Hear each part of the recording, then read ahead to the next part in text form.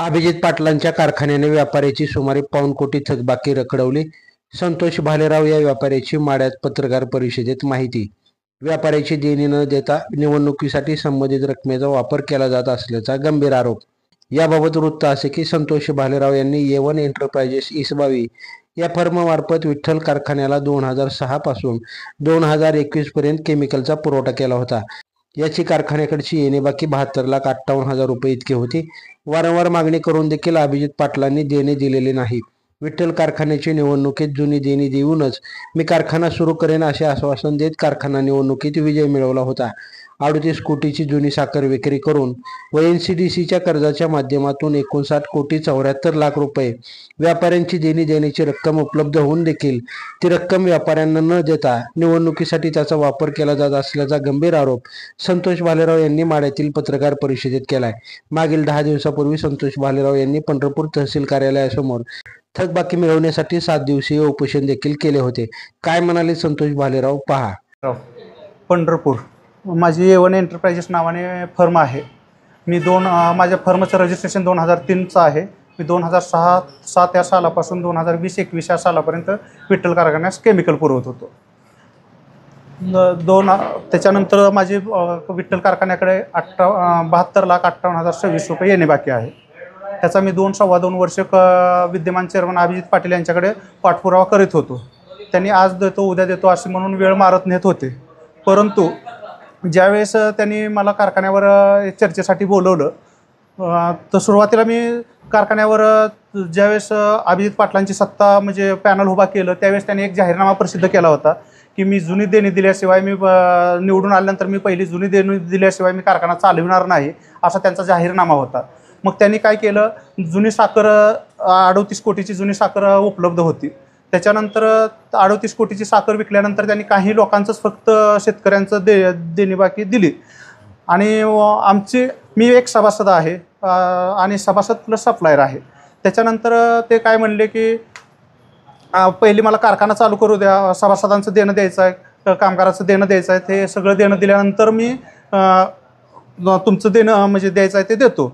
त्यानंतर सभासदाची देणी देऊ द्या म्हटलं, कारखान्याची म्हणजे कामगाराची देणी देऊ द्या, कारखाना चालू करू द्या, नंतर आमची देणी द्या. त्यांनी वरचीवर अशी वेळ मारत नेली. एक सीझन संपला, दुसऱ्या सीझन म्हणजे एप्रिलमध्ये परत मला काय म्हणले, चंद्रभागाला कारखान्याची निवडणूक लागली, आमच्या पॅनलला सपोर्ट करा. त्याच्यानंतर त्यांच्या पॅनलला सपोर्ट केला, ते निवडून आले. म्हणजे त्यांचं पॅनल हरलं. त्याच्यानंतर मी त्यांना 8-15 दिवसानंतर परत ह्या गोष्टीचा पाठपुरावा चालू केला पेमेंट देण्यासाठी. त्यांनी अशी वरचीवर वेळ मारत नेली. एक दिवशी मला चर्चेसाठी कारखान्यावर बोलवलं असताना कारखान्याच्या विद्यमान चेअरमन अभिजित पाटील यांनी पुढच्या आठवड्यात भेटू असं म्हणून निघून गेले.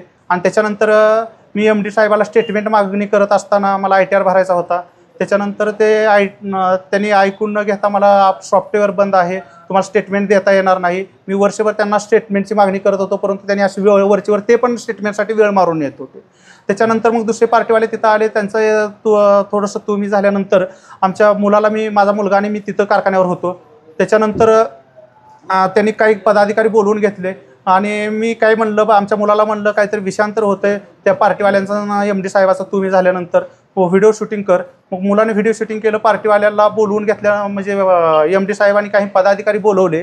त्याच्यानंतर आमच्या मुलाला आणि मला कारखान्याच्या गेटवरती मारहाण केली आणि गेटच्या बाहेर त्यांनी हाकलून लावलं. मग त्यावेळेस मी त्यांना एकच म्हणलं, ज्या कारखान्याला कुठलाही सप्लायर माल सप्लाय करत नव्हता त्या कारखान्याला मी 15 वर्षे 15 ते 16 वर्षे माल सप्लाय केलेला आहे. आणि त्या एका माल सप्लायरला, एका सभासदाला तुम्ही कारखान्याच्या संस्थापकाच्या पुतळ्यासमोर तुम्ही मारहाण करताय, ही काय आजपर्यंत विठ्ठलच्या इतिहासामध्ये एकदम निंदनीय गोष्ट आहे. कारण इथून पुढं तुमचा लक्षात घ्या, तुमचा रास झाल्याशिवाय राहणार नाही असं मी त्यांना एक शब्द बोलून गेलो तिथं. त्याच्यानंतर मग त्यांनी मला वरचेवर माझे पेमेंट असल्यामुळे मी पेमेंटचा पाठपुरावा करत होतो. NCDCचं त्यांना 220 कोटी रुपये कारखान्याला उपलब्ध झाले. 372 कोटीचं काहीतरी कर्ज मंजूर झालं, त्यापैकी 220 कोटी कारखान्याला उपलब्ध झाले. मग वरचीवर वेळ मारून नेत होते. मला पेमेंट आले की ज्यावेळेस कारखान्याचं मॉर्गेज चालू होतं 372 कोटीसाठी, त्यावेळेस मला म्हणले मॉर्गेज चालू आहे, मॉर्गेज एक 4-8 दिवसात मॉर्गेज संपल, मॉर्गेज आले की पैसे येतील, बाकी सगळी प्रोसिजर झालेली आहे, ते पेमेंट आले की तुम्हाला पेमेंट देतो. मग पेमेंट देतो म्हटल्यानंतर पेमेंट पण आलं. पेमेंट आल्यानंतर त्यांनी एकदमच मला सरण्यासारखा त्यांनी रंग बदलला. ते पेमेंट देतो करत होते. पेमेंट मग काय दिलं नाही. तुला काय करायचं आहे ते कर, असं पेमेंट मला बोलले ते. कारण मी वाळूत मुरलेलो आहे. मी बाकीच्या पुढाऱ्यांना वाळूत गाडलेलं आहे. तू कोण लागून गेला आहे, अशा पद्धतीची माझ्याशी अर्वाच्य भाषेत त्यांनी अर्वाच्य भाषा माझ्याशी केली. त्याच्यानंतर मग मला उपोषणाशिवाय पर्याय राहिला नाही. त्यानंतर मी दिनांक 10 ऑक्टोबर रोजी पंढरपूर तहसील कचेरी येथे आमरण उपोषणाकरता बसलो. त्याच्यानंतर 9 दिवस झालं कारखान्याने कुठल्याही प्रकारची दखल घेतली नाही. फक्त मला एक पत्र 14 तारखेला ते घेऊन आले. आम्ही हिशोब करतो, हिशोब करतो, बघतो. आम्हाला 2022 पासूनपर्यंत तुमच्या नोंदी आढळल्या नाहीत. त्याच्या अगोदरच्या नोंदी आम्ही बघतो.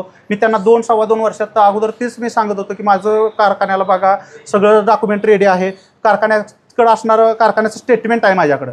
कारखान्याचं स्टेटमेंट माझ्याकडं आहे. 72,58,026 रुपये येणे बाकी आहे. कारखान्याचं स्टेटमेंट आहे. त्यामुळं म्हणलं मी हिशोब काय बघता, हिशोब तुमच्याकडे रेडी आहे, मला माझं पेमेंट द्या.